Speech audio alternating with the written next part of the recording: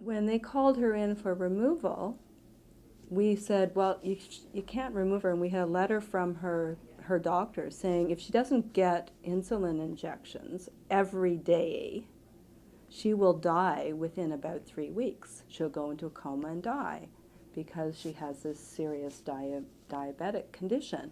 And there was a letter from Médecins Sans Frontières in Angola saying no one has this condition in Angola because they've all died, because you cannot even have the insulin available to people. People who might have this condition, if they're rich enough, would go and get treated outside the country because they won't get the treatment they need in Angola. So she was facing an immediate death.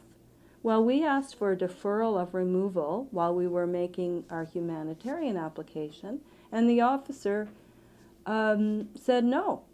And I couldn't figure out how could that person sleep at night, knowing that she was sending this woman with her 2 young teenage daughters to a place where the mother was going to die and the teenage daughters would be left alone in a place like Angola, right?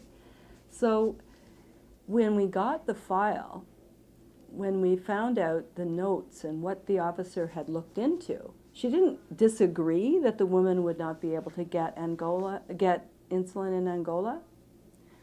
The immigration officer, the only thing she considered was whether she would safely be able to reach Angola.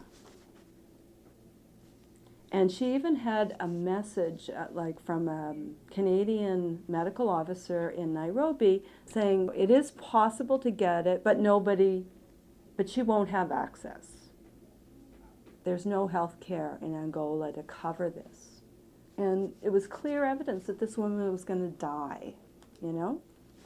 So the court appreciated that, and they actually granted the stay of removal while we made the application. Now that case, we argued that in 2004, we got the stay of removal. We had filed our humanitarian application that year, in 2004.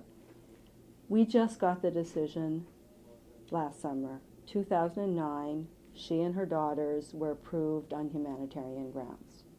So if we hadn't got the stay of removal, in 2004, she would have died long ago.